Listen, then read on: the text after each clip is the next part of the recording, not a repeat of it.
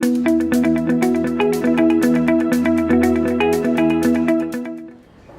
name is Rania Amaire. I came from الاتحاد private school الممزر with my colleague Mrs. Go ahead, please, Mr. My name is Nestkhdam. I also come from Ittihad private school, and I'm grade 3 classroom teacher. Okay, we're here to share with you our best practices, and we're going to be focusing on the idea of the global citizenship, but we will focus on this from the science perspective. I'm the science head of department in my school, and I'm going to tell you and I'm going to share with you like how exactly we did encourage our students to be global citizens or global thinkers through learning science. Okay?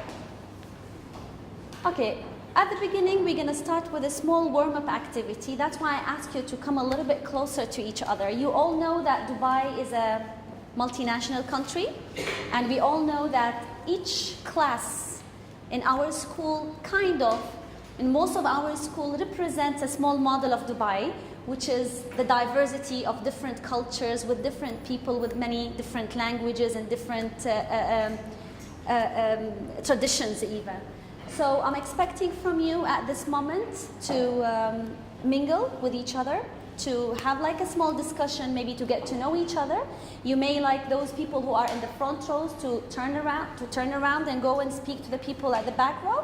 Okay, have like small groups and discuss with each other three important points. I want you to tell your friend the word hello in your language, and I want you to tell the friend as well from which country you came from, and the main dish that you have in your country. I'm gonna start by modeling to myself, by modeling where I come from. My name is Rania. I am from Jordan. We used to say marhaba as hello, and our main dish is mansaf. By the way, Mrs. Taroub as well. She's half Jordanian, yes? I'm half Jordanian. Now, in order not to make my mom a little bit sad, since my other half, let me just talk about my other half. My other half is from Turkey. I'm half Turkish. So I'm going to tell you also hello, which is merhaba. Please, go ahead. Which is merhaba in Turkish. And this is one of our, which unfortunately the picture is not really clear, one of our main traditional dishes in Turkey, which is the börek, they call it. It's a stuffed dough with meat and cheese. So I'm expecting you to do the same thing now. Each one of you, maybe on each table we have an A3 size worksheet. Please make sure to provide me with these information on that. So we're going to have a small discussion after that regarding this. Please go ahead. Please. Yes. So I can see the camera. Oh, please, group number one. Would you like to share? Jane. I'm so sorry. I forgot.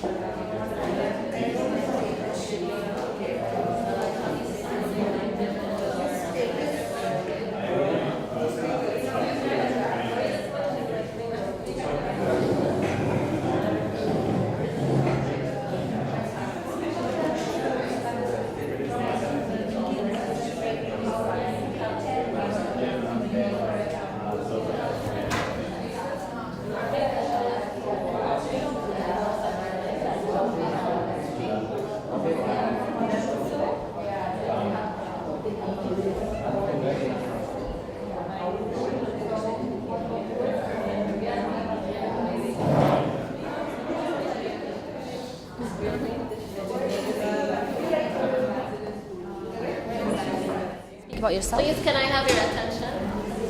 Thank you very much for collaborating and mingling with one another. I would like to now just have feedback from you and listen to what you guys spoke about. I'm going to start with you first. We spoke about, first of all, we said how we breathe in our languages, what our name was, what was our name dish. Can you tell me how you say hello in your... Assalamu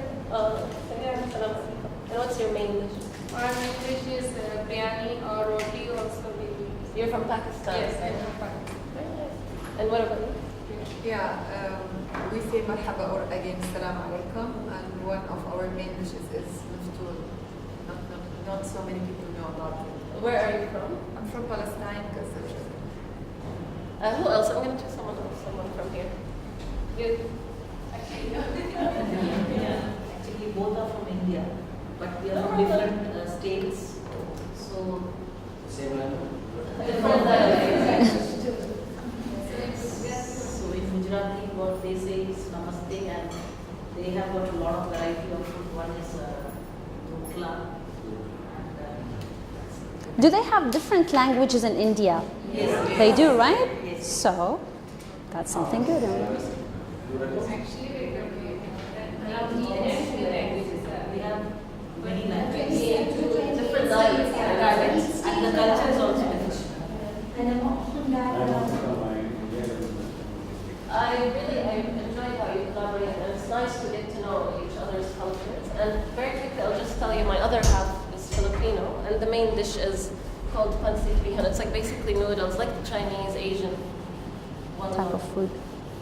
So I'm gonna start with this quote. I'll read it very quickly. A man's feet should be planted in his country, but his eyes should survey the world.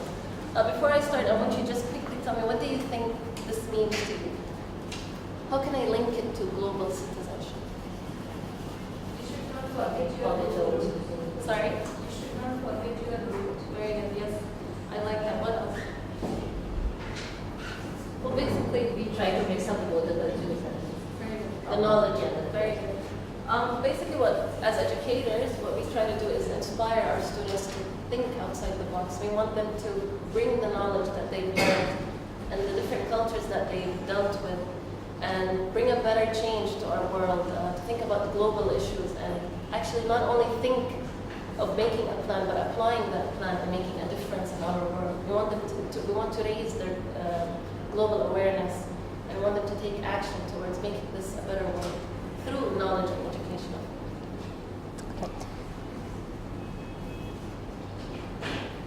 Okay. Oh, so now I'm going to very quickly just ask you, what do you think a global citizen is?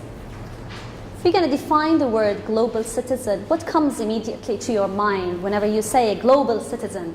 What is the big jargon that comes to your mind? Different people from different countries. Different people from different countries. I like that. What else? Boundaryless. Boundaryless. Boundaryless. Without any boundaries. That's also Small nice. village. I like that. Making the world a small village. What else? One who's concerned about the entire world. Come again? One who's concerned about the entire world.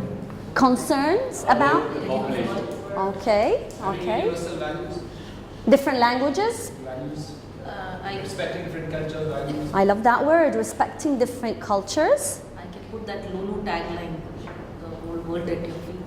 Sorry. The Lulu tagline is based on global citizenship. If you take the Lulu, the whole world at your feet. Okay. Basically, in regards to what you've also said, I'll add this, when you're a global citizen, you no longer just think about yourself, but your level of thinking grows higher, and you think about the world as a whole, and you start feeling that you're responsible towards making a difference to this world and positive change. And now you're responsible of building a community that is concerned about the global awareness and how we can save our environment. Okay. Okay. Whenever we say the word global citizen, many words come to our mind. We're talking about preventing poverty, we're talking about stop using weapons, we're talking about human rights, we're talking about many things that might come up to our mind regarding this word. However, since we're talking about science, since we're scientific people and we're going to talk about this from the science perspective, my main focus is going to be about thinking as a global or being a global citizen from the two main perspectives, which is the sustainability and the environmental protection. Okay? Okay. Before I start, I'm going to maybe discuss with you where exactly in our education, whenever we teach our students in classes, where exactly we teach them about being a global citizens. Where is a global citizenship in our education? If I go and I'm going to tell you that global citizenship, basically we teach them this skill. Whenever we tell them that teaching is no more content based, is no more knowledge only, but it's all about transferring that knowledge and moving that knowledge and connecting that knowledge to their real life and applying that knowledge. And another word which is like taking an action in that world in order to make the change in the world. I think those people who are familiar with the IB system, the word taking an action is a very big word with them, because the biggest idea that the IB system is based on is about like having or making an action in your environment or your society, whether through the personal project or the community service project. Okay, something else also we do through the core values that we are teaching our students, whether through the assemblies, daily assemblies, the themes that we are working with, the whole school theme that they are like, whether they're bulletin boards or this class discussion, responsibility, collaboration, and all of these good core values that we're trying to teach. Definitely we are building a global citizens when we are doing that in classes. When we talk about the community service programs, which are many in our schools, and when we talk about the school's vision, by the way, I'm talking here from the leadership perspective. For a school to have a vision, the vision must add something to the society. Whenever a school is formulating the vision, that vision always should provide what these students or what type of generation you as a school are going to provide the society or the culture or the country. This is something very important. The last thing is the hidden curriculum. We all know that when we teach two types of curriculum. The first type of curriculum is the one that is in the book, the topics, the skills, whatever, that what we have, the title that we write on the board. However, there is another type of curriculum that we teach it without letting the students really be aware of it, which we call it the hidden curriculum. And when you say hidden curriculum, we're talking about these collaboration that they are learning through their group work.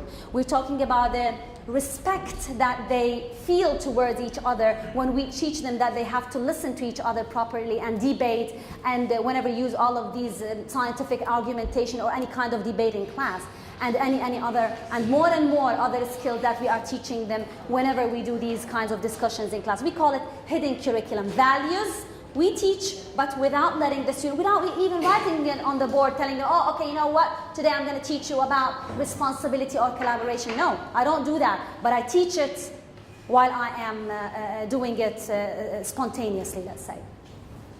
Okay, when we say sustainability, and we're going to define the word sustainability, basically it is an interaction between society and environment. Here I'm going to pause a little bit. I want you to think about it from a science perspective.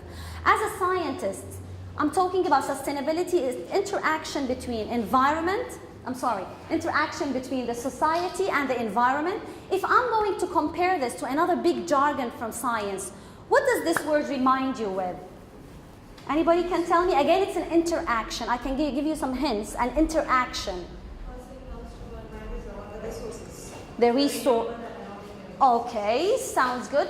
If I'm gonna say it is an interaction between, let's say, the living things and the non-living things. Does ecosystem come to your mind?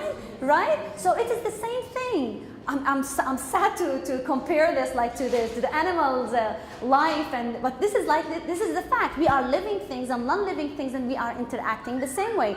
The way that these animals are interacting in their environments, we do the same thing, and we interact in our society.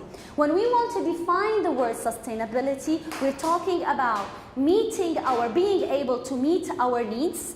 Teaching our students that we want them to meet their needs, but at the same time without affecting the needs of the next generation. This is something that they have to be thoughtful. They have to think about the next generation that will come later, and those who will also be able to make sure that they will allow them to meet their needs the way that they did. But if we're going to look at it from the science perspective, if we're going to define the word sustainability from a science perspective, the ecological modernization, they define the word sustainability as global problems that happens in the world, and how can we solve these problems? Through two things, technology and science. So in order to solve these sustainability challenges, in order to solve these problems that happens in the societies, we're talking about science, application of science, and I like the word, I highlighted some words. Application, because it's like applying that science, not only knowing the knowledge. I don't care about your knowledge if you can't do anything with that knowledge. and the technology, definitely. Okay, now Mr. Rubshi gonna play with you a nice game. Can I see? We're gonna play this fun game. I'm sure, do you all know how to play bingo? Okay, so basically it's like playing bingo, but instead what we're going to do is you're going to see to what extent are you a sustainable citizen. So you're going to pass around the room and check who from the people around you does one of these activities. And if you do one of these activities, just write your name next to it or on top of it, okay? And then we'll see if you get it horizontally, vertically, diagonally. If the whole person gets it, then it's bingo. Then I can say that you are a sustainable citizen. So Or let's play this game. Or you found a sustainable, like the more sustainable people. So you may allow to go from your place and go around and ask the people. You may ask the same person to choose one. We can't have the same name on the same line. We need to figure out to what extent the people we have in this place are sustainable in their lives, okay? One paper per person, yes. Huh?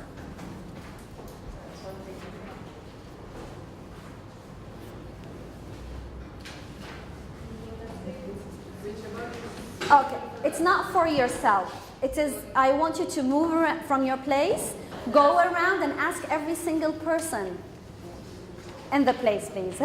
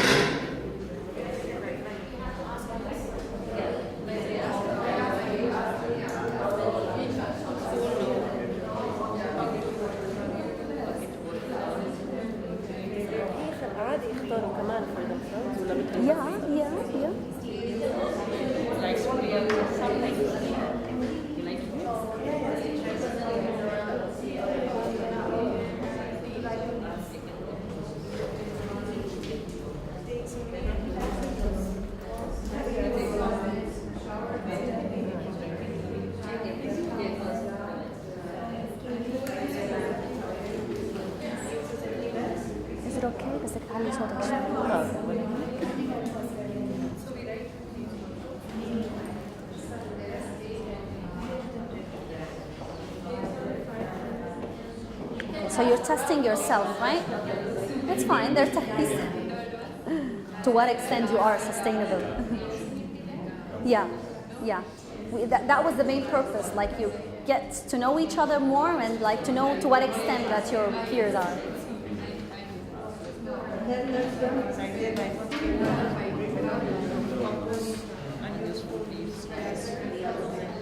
It's a little bit hard to get a bingo, right? Yeah?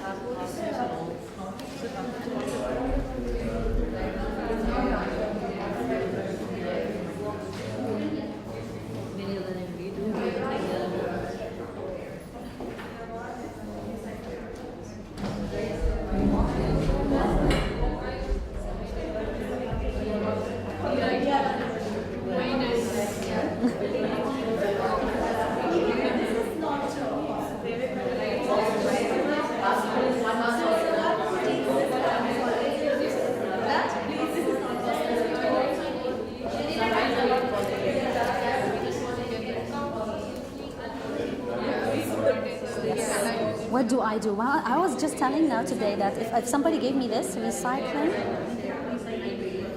I saw one that I do. Yeah, I use a bucket to wash it out.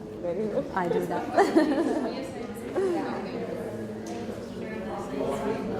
طروب أخذتي صور إشي؟ أنا خليني أخذ لإلك كمان.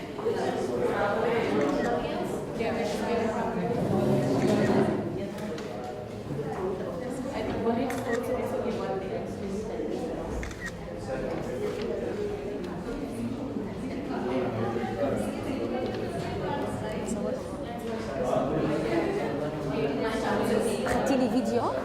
حبيبتي اليوم صورة وانت عم تطلع. والله ميرسي. خليني أخذ لك أنا هلا بس أتذكر بس يجي دوري.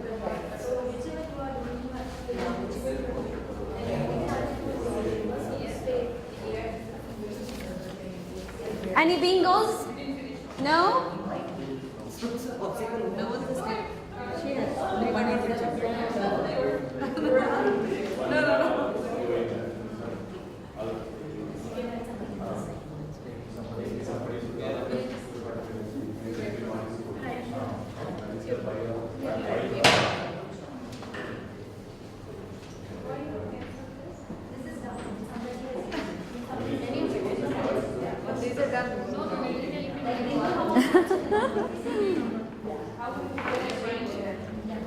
What is that thing that you do?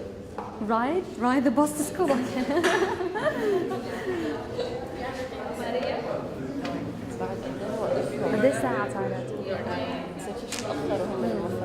That's fine.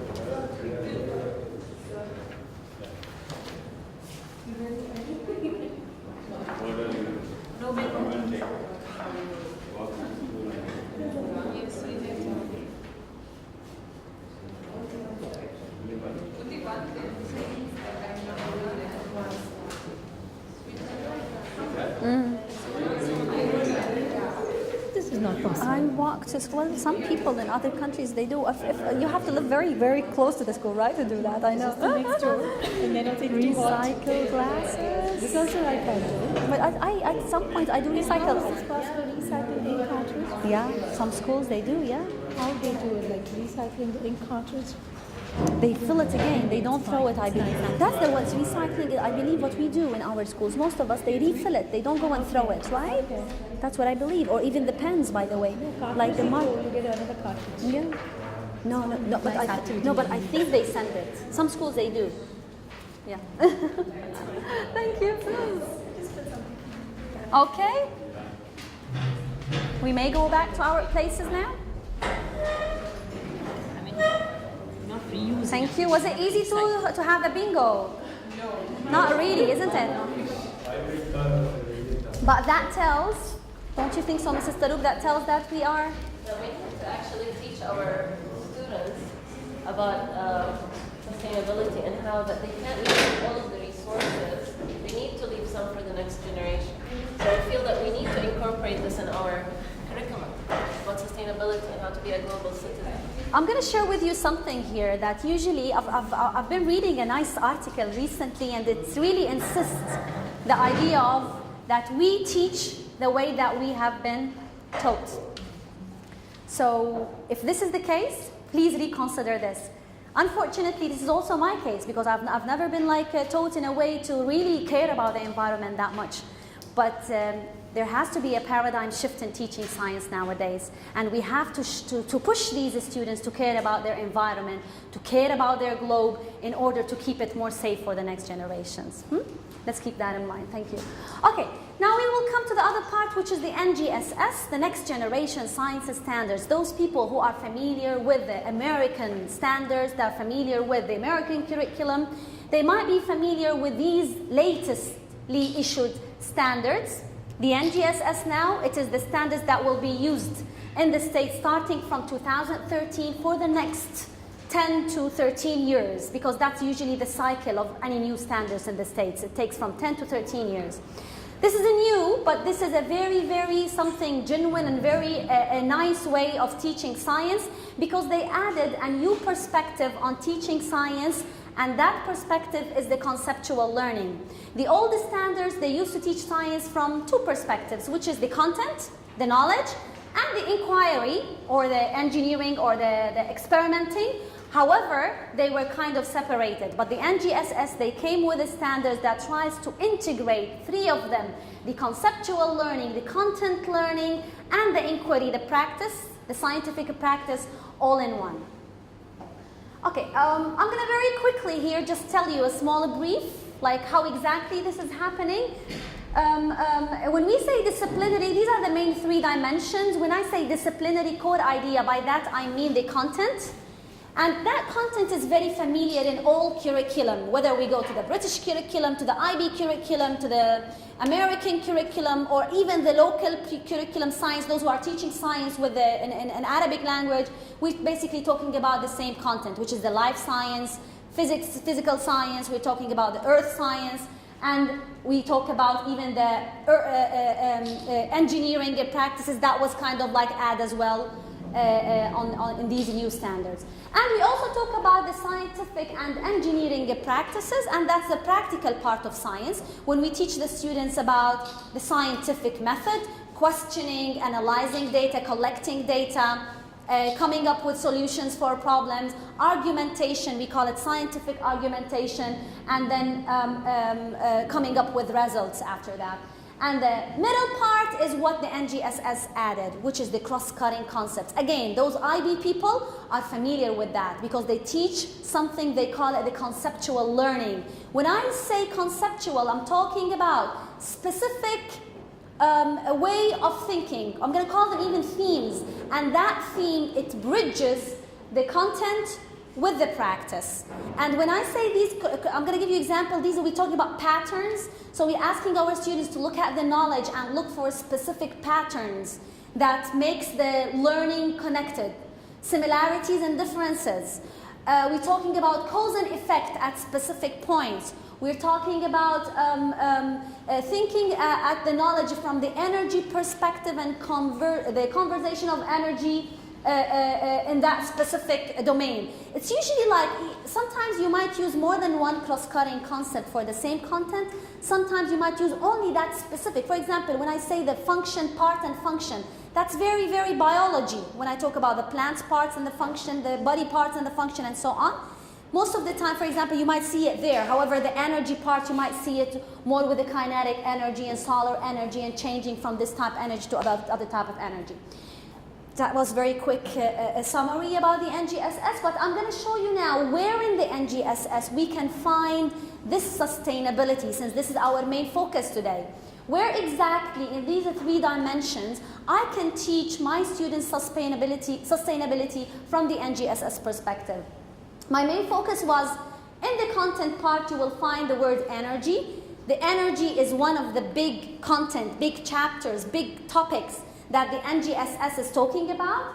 And also we're going to find the ecosystem, the interaction, the energy and the dynamic that happens in the ecosystem, the balance that happens in that environment, whether between animals or between animal and the environment or human and his environment. We're going to also talk about under the earth and space science, we can have also the earth and the human activity as well. How do these they affect the environment or they affect the earth, whether through the disaster that might be caused through the human action and so on. When we come to the cross-cutting, the conceptual learning, again, the energy is one main cross-cutting concept, one main way of thinking. When I think about a specific content, I need to put in my mind that I can think about it from the energy perspective, okay? From the balance perspective even, the stability and the changes, whether it is like things that's happening that way in order to reach a specific equilibrium at the end, for example. So it's a way of thinking, it keeps repeated and repeated across the grade levels in order to familiarize the students with these kinds of concepts. So we don't teach them on a specific grade level and we stop at that point. No, the NGSS, it keeps repeating, but it repeats it in a more sophisticated way, in a more complex way, in order to make these students very familiar with it. Whenever they see the knowledge, I'm going to think about it through I can see patterns here. Oh no, hold on, I'm going to think about it from the function and structure perspective. This knowledge, I'm going to think about it from the energy or cycle perspective and so on. So it's a way of thinking that we are teaching them through. And when we look at the engineering practices, again, when we teach them specific practices like solving problems, real-life problems, since the inquiry is about a problem-based learning, question-based learning, where they start with a problem or they start with a question, and they come up with specific techniques in order to answer that question, then we are teaching them here definitely a sustainability skill that will teach them how to take action in their environment and in their world. Okay, I've mentioned that part. I've mentioned that? We can go to the next because I went through that. Okay, maybe you, Mr. would like to continue with that? The reasons of teaching the energy sustainability? Sorry. I'm going to start by stating the reasons for teaching energy sustainability, but I want to ask you this first. Why do you think it's important to teach our students about sustaining energy? Why do you feel we need to actually teach them about that? Because it's a natural resource, and of course, it's getting scarce with the time because of the careless, behavior we have for natural resources. So of course, they need to understand, and especially when they have this approach that everything is just in the plate for them. So they need to get rid of this kind of a behavior, and in fact, we as elders also, we need to stop providing them also everything before they ask.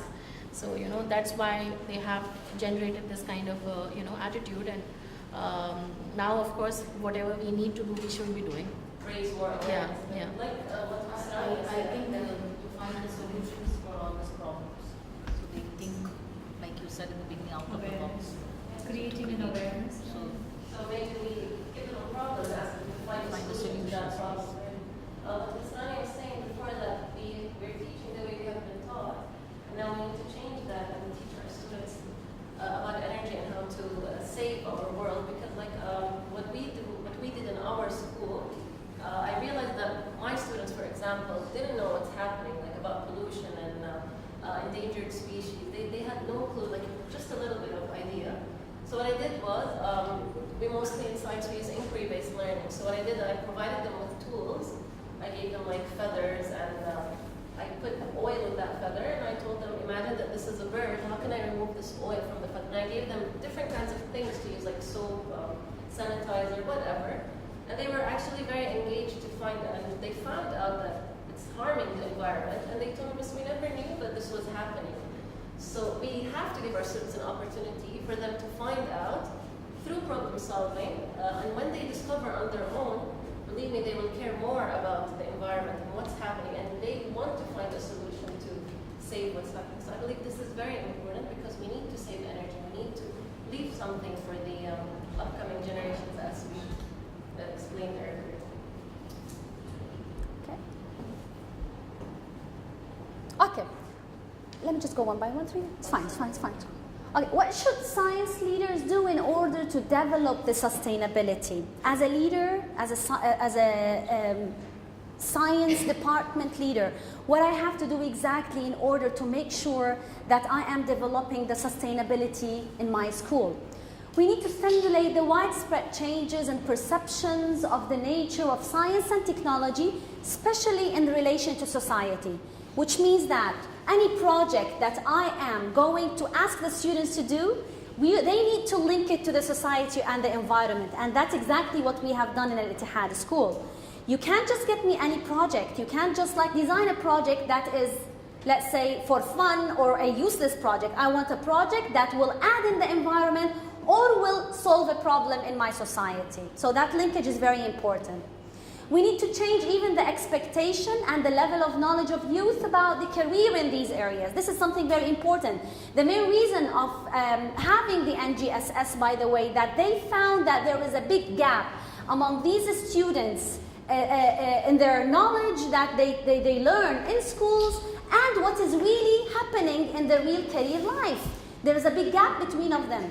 What they are learning is very content and theories, but when they go into a real career life, they find out, especially when I'm talking about scientific careers like engineering and these, they found out that there's, we didn't do that. We've been doing a lot of things that has nothing to do with this.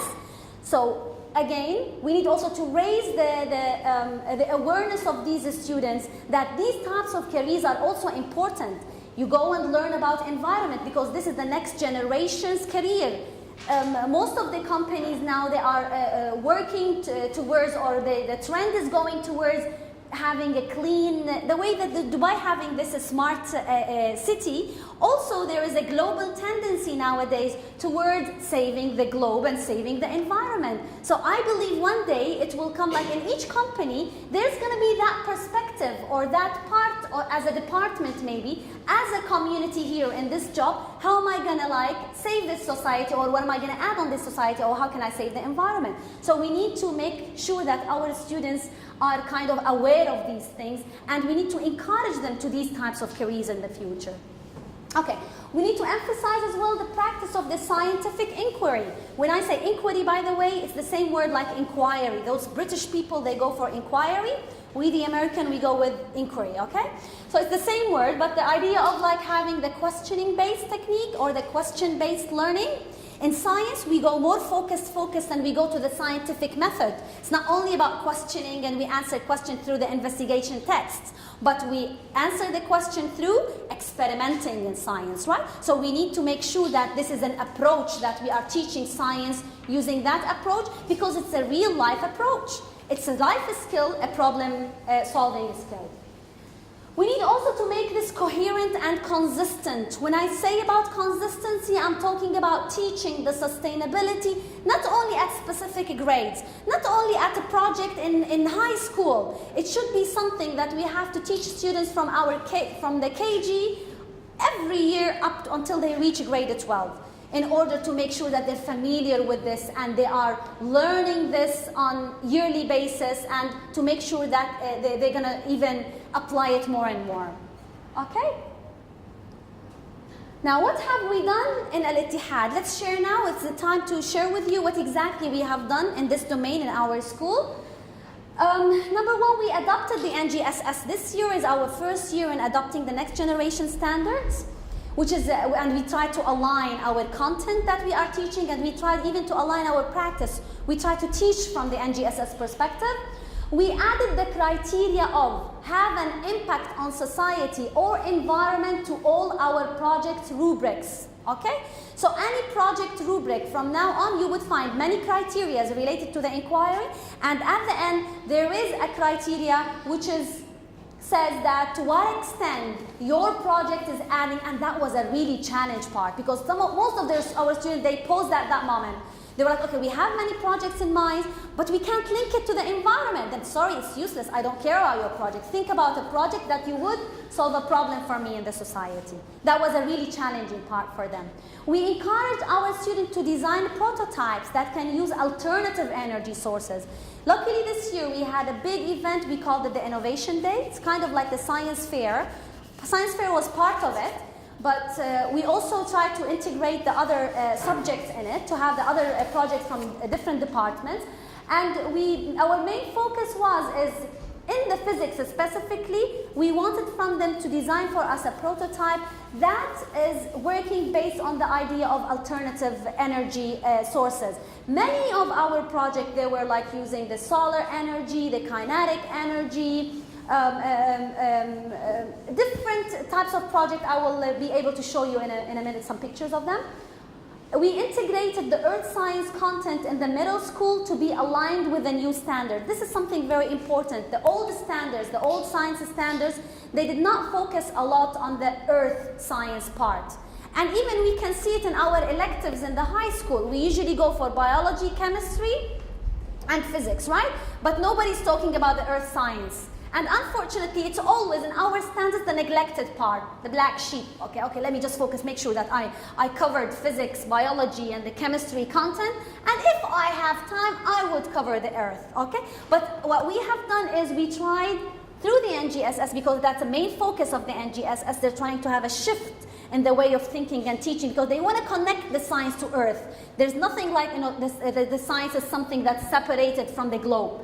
Because of that, they focused a lot on this, and we did the same thing, that we make sure that in the middle school, we teach the earth science, integrated a little bit with the biology, specifically in the higher grades like grade 10 and 11. And the next year, inshallah, we will have a new elective in our school, and that elective is going to be the ecology. We're going to call it ecology. Basically, we will be teaching the earth science and the environmental science in that new elective that we are going to add for the students. Okay, this is my rubric that I would love to share with you, the creativity rubric for our project, and I highlighted in red for you the part that I added, the application of science, technology, and environment on the environment or the society. Okay, here are some of our projects, students' project. This is a high school project that's basically a rotating villa that works on the solar system. It changes the solar energy into electrical energy, allows the villa to rotate, so you will be able to have different scenes while you are inside that villa. Okay, this is another environmental project that participated the last year in the Think Science, protecting our aquatic environment. Again, we focus a lot on that. Another solar energy house. That was also in our Innovation Day, one of our Innovation Day projects. Another solar energy, that it changes the solar energy to electrical energy that can monitor the lights in the street. That was one of our projects for the high school grade 12. Okay, this is also kinetic energy, changing pedaling the bike and changing the kinetic energy to electrical energy. Again, more sustainability and energy things. This is more of like taking care of the environment, of the water shortage and things like that. So we have a nice a project about making a water filtration through natural products like gravels and different types of rocks. This is our Think Science this year. By the way, they are in Think Science at this moment. And this project is basically about, again, changing the, I don't know if you are aware of this piezoelectricity, changing the chemical energy into electrical energy by pressing a specific type of salt. So allowing cars passing a specific type of salt, it will immediately produce electrical current that will be stored somehow, then will run the traffic system in this prototype.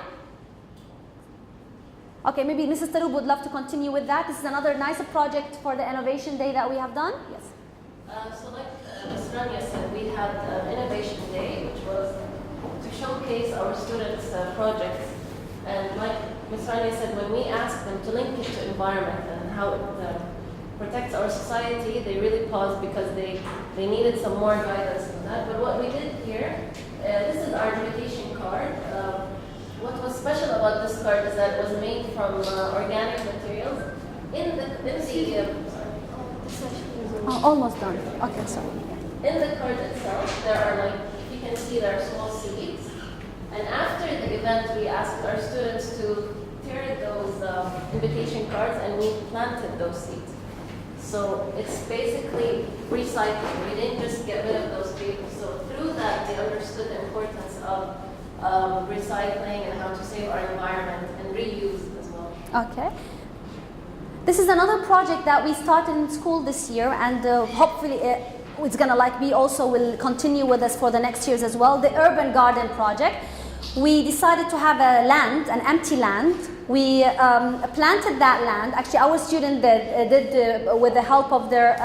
That's not part of the science. Actually, it was like with my help, but a part of the social study subject. And they planted that land, and I'm going to show you the stages. After that, they harvested their crops. Was basically like a specific crops like radish and carrot and some herbs. And then we came to a point that we had our own organic market. We sell these to the parents and to the teachers. The profit of this will go in order to make this project bigger for the next year and to maybe even cover its expenses. So this is another way of teaching our students taking an action in their own environment, in their own school, and to think from that perspective, the sustainability perspective. That's it. Thanks a lot. I would appreciate if you can just give me a feedback for the. Thanks a lot. Thank you.